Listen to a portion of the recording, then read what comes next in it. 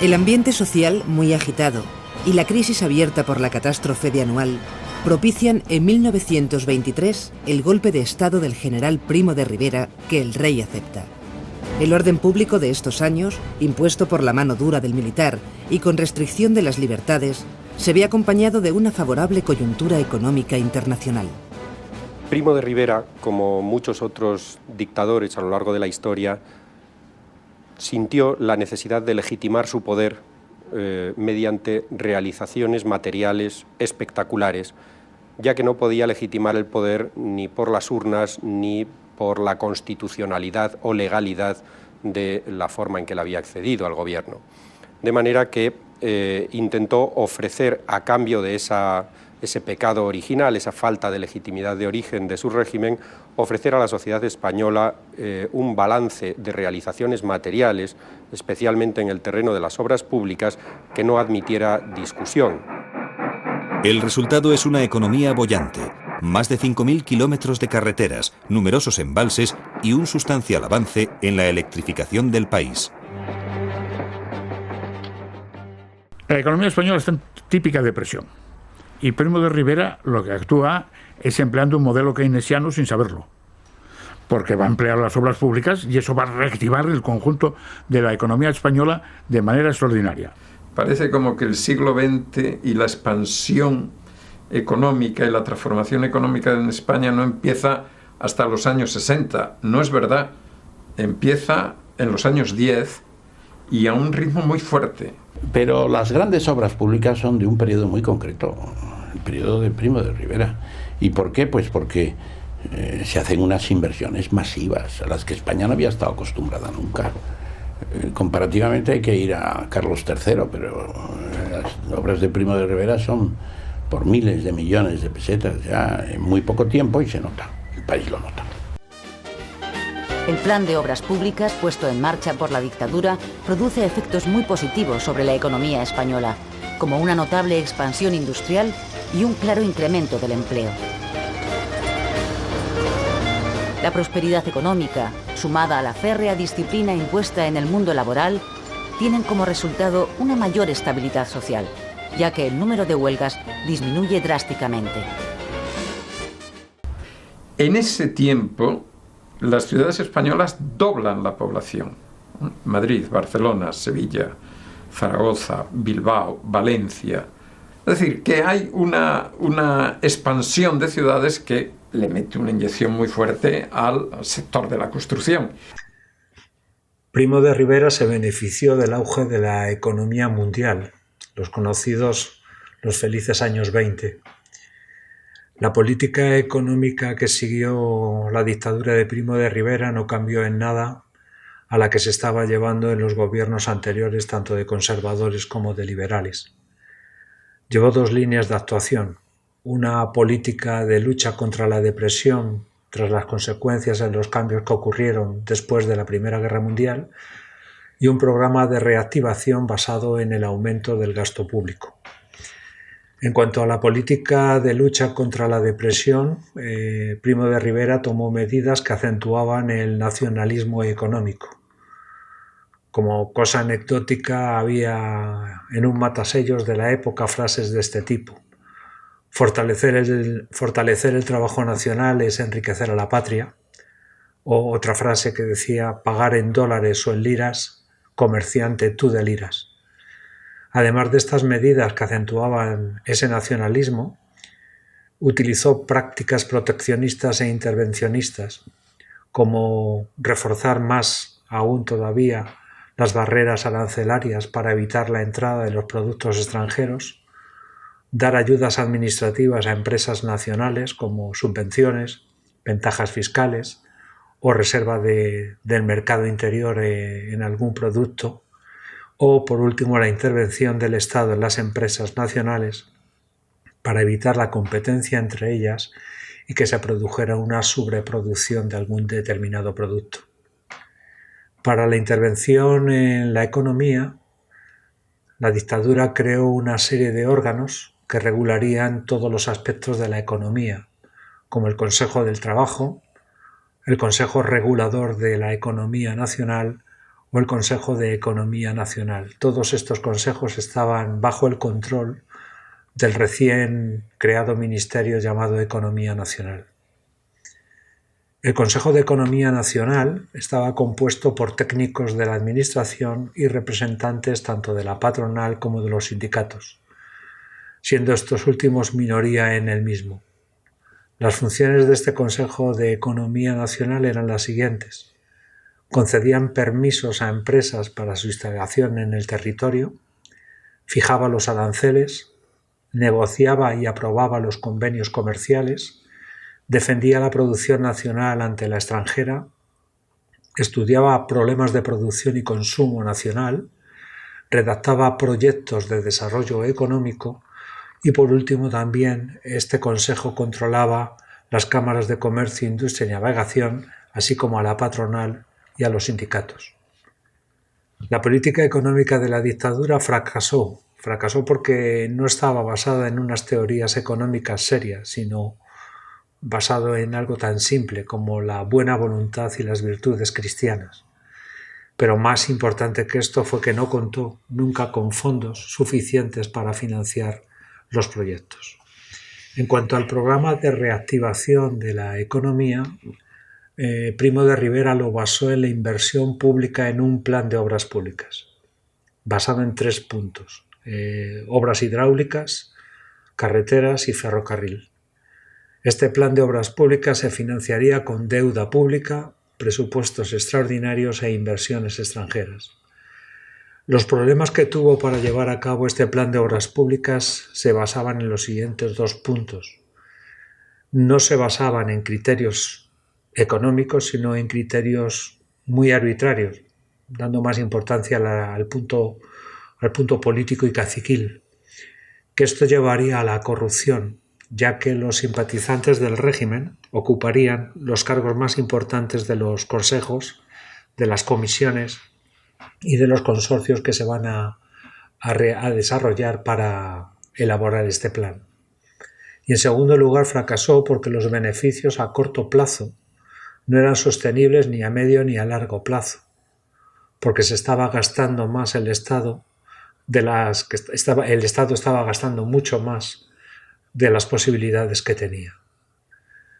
A continuación vamos a desarrollar todo este plan de obras públicas, de las obras hidráulicas, de las carreteras y del ferrocarril en los siguientes vídeos. Entre los personajes políticos que destacan en los gobiernos del general Primo de Rivera están los ingenieros Manuel Lorenzo Pardo y Rafael Benjumea Burín, más conocido como Conde de Guadalhorce. Una combinación de un político, el conde de Guadalhorce, que era ingeniero de caminos, y era muy amigo de otro ingeniero de caminos, Manuel Lorenzo Pardo. Lorenzo Pardo es un técnico.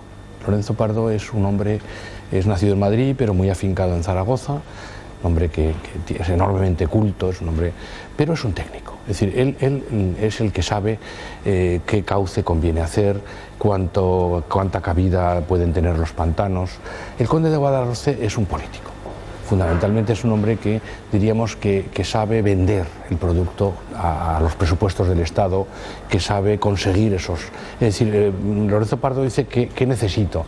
Y Guadalhorce dice exijo que se implante este presupuesto. Lorenzo Pardo, Manuel Lorenzo Pardo, ingeniero de caminos también, pues llega a la conclusión de que hay que aprovechar las cuencas fluviales integralmente, sobre todo en un país como España de escasas precipitaciones en la mayor parte de su suelo. Y entonces llega a la conclusión de que la clave está en la cuenca fluvial. El Ebro, el Duero, el Tajo. Manuel Lorenzo Pardo señala al conde de Guadalhorce que los regadíos y la no son lo único que sale de un río. Un río sale de él, en principio, regadíos, pero también energía, también abastecimiento de agua para las zonas urbano-industriales, pero también el agua se necesita en muchas situaciones para el transporte, el Guadalquivir, zonas del Ebro. El agua se necesita para cambiar el paisaje, ahora diríamos por ecología, etc. Entonces solo era pues para mejorar zonas turísticas, para cambiar el paisaje, para hacer plantaciones especiales, bonitas, etc. Se pone en pie una política hidráulica de gran importancia para el país. Se crean las confederaciones hidrográficas para el aprovechamiento integral del agua. Se construyen embalses, canales de riego y también saltos de agua para satisfacer el incremento de demanda de energía eléctrica. La electricidad va llegando poco a poco a todos los rincones de España y con ella los electrodomésticos, aunque eso sí, solo para unos poquísimos afortunados. El Plan Hidráulico Nacional consistía en llevar agua a todas las ciudades más importantes de España y en regar millones de hectáreas. El método que se iba a utilizar era la creación de las confederaciones hidrográficas. Esto era idea de un ingeniero de caminos llamado Manuel Lorenzo Pardo, que decía que para aprovechar la máxima eficacia de los riegos, de los saltos hidroeléctricos y del transporte marítimo, había que planificar la totalidad de un río en su conjunto y ponerla bajo la supervisión de un único organismo. La primera confederación que se creó fue la del Ebro el 5 de marzo de 1926 y que será el modelo para las confederaciones que vendrán después. El objetivo de la hidrográfica del Ebro era regar 109.000 hectáreas y se logró hacerlo en 72.000. Las funciones de las confederaciones eran la planificación hidrográfica, la ejecución de obras, la regulación del aprovechamiento de las aguas y la prestación de servicios como agrícolas y forestales. Las confederaciones no tuvieron mucha importancia en la década de los 20, pero sí al final del siglo, con el aumento de la construcción de muchas presas. ¿Por qué no tuvo mucha importancia las confederaciones en esta época? Las razones las encontramos en la pérdida de autonomía de las confederaciones ante el control del Estado, con la creación de nuevos órganos que con su burocracia paralizaron la política hidráulica. El segundo aspecto por el cual no tuvo una gran repercusión las confederaciones fue por la oposición de los intereses privados de grupos industriales y financieros que querían controlar la producción eléctrica y, por último, por la falta de colaboración de los grandes propietarios agrarios. Primo de Rivera, dentro de esa política de obras públicas, el motor de explosión había llegado y consideró que España tenía que tener una red de carreteras, por supuesto radial como siempre era, y de luego unida con círculos concéntricos, que fue el llamado Circuito Nacional de Firmes Especiales. ¿Qué debería financiarse con qué? Con deuda pública. El déficit que era el que aumentaba la acción de acuerdo con el modelo keynesiano. El circuito de firmes especiales es una concepción extraordinaria de la dictadura de Primo de Rivera también. La pavimentación de los viejos caminos reales que he citado antes, pues significa que España por primera vez va a tener una red ya adaptada a la motorización de la economía, el crecimiento del parque automovilístico que se hace muy rápidamente. Ese famoso plan que hace que, por ejemplo, personajes aficionados a los coches como Le Corbusier hace un recorrido en España por el plan de circuitos especiales, que son las primeras carreteras asfaltadas, y escribe a su regreso a Francia que las carreteras españolas son las mejores del mundo, lo cual desde luego no era así, pero sí las que él recorrió, que eran las principales de los circuitos especiales. Para los 140.000 vehículos que había en España al final del mandato de Primo de Rivera, fue una época dorada. Partiendo del kilómetro cero de la red radial que se había construido y que se situó en la Puerta del Sol de Madrid, un coche podía recorrer los 500 kilómetros que separan Madrid e Irún en tan solo 8 horas. La situación de las carreteras en España nos tenemos que remontar a los caminos realizados por el rey Carlos III en el siglo XVIII. Esos caminos reales ya no eran válidos para la circulación de los automóviles modernos que necesitaban un firme más liso, y los caminos que teníamos en estos momentos en España estaban llenos de baches. Antes de la dictadura, entre los años 1918 a 1923, se construyeron 3.000 kilómetros y durante la dictadura se hicieron alrededor de 5.400. Insuficientes, ya que para cubrir toda la red viaria de carreteras en España se necesitaban 15.000 kilómetros. Primo de Rivera, para la construcción de carreteras, creó un nuevo órgano que se llama el Circuito Especial de Firmes Especiales, que va a estar administrado por un patronato y contará con la colaboración de los ayuntamientos, a los que se le facilitó la concesión de préstamos por el Banco de Crédito Local para que ayudaran en la financiación de las carreteras. Las funciones de este órgano, del Circuito Especial de Firmas Especiales, eran las siguientes: asfaltar las carreteras nacionales, arreglar los caminos vecinales, arreglar también el alcantarillado y las traídas de agua y, por último, hacer una propaganda internacional de lo bien que estaban las carreteras españolas para atraer al turismo de automóviles internacionales a España. Tras el comienzo de la Primera Guerra Mundial, el ferrocarril se ve desbordado en sus servicios y capacidades. La obsolescencia del material y un tendido ferroviario en mal estado hace plantearse al Estado la nacionalización de los ferrocarriles. El gobierno de la dictadura de Primo de Rivera de 1923 decide intervenir y promulga en 1924 el Estatuto Ferroviario, acordando la concesión de ayudas públicas y subvenciones a las compañías privadas a cambio de que éstas emprendan mejoras en la red y la modernización del material. Gracias a las ayudas estatales, las grandes compañías logran reflotar su situación y se produce una mejora notable del servicio. En 1928 fue creada la Compañía Nacional de los Ferrocarriles del Oeste para agrupar a pequeñas empresas del noroeste español que se encontraban en quiebra o eran incapaces tanto de seguir operando los servicios ferroviarios como de mantener las vías e instalaciones. La crisis del ferrocarril contenida por la intervención estatal durante la dictadura empeoró con la crisis económica de 1929. La situación del ferrocarril antes de la dictadura era la siguiente: unas empresas ferroviarias no viables, enfrentadas entre sí, sin idea de conjunto de red ferroviaria y también con conflictos de sus empresas con los trabajadores.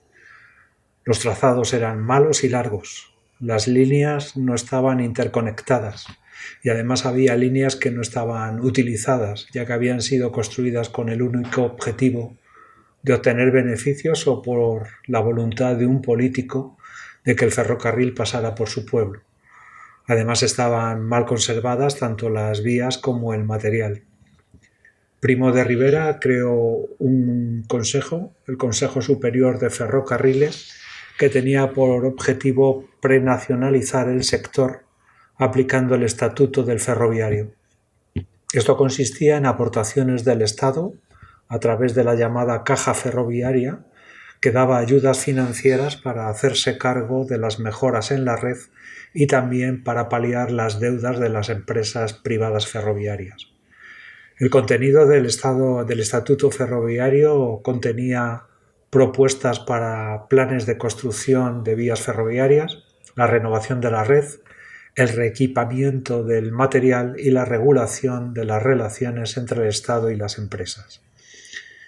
El plan de este estatuto consistía en la construcción de 9.000 kilómetros, 1.000 de nueva construcción y 8.000 de renovación completa de la red ferroviaria, construcción de túneles, viaductos y puentes para reducir las distancias, el tiempo y también el consumo de energía.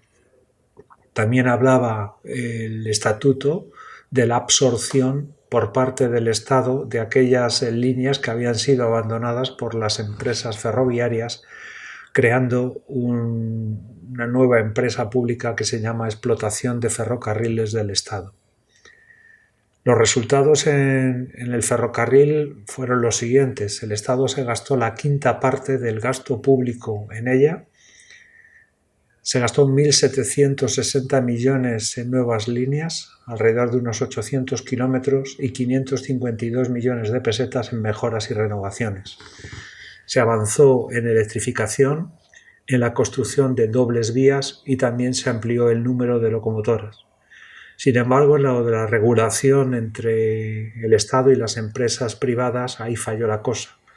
No hubo tal control sobre las grandes empresas que obtuvieron grandes beneficios, ya que absorbieron a aquellas pequeñas empresas ferroviarias que no estaban dando beneficios.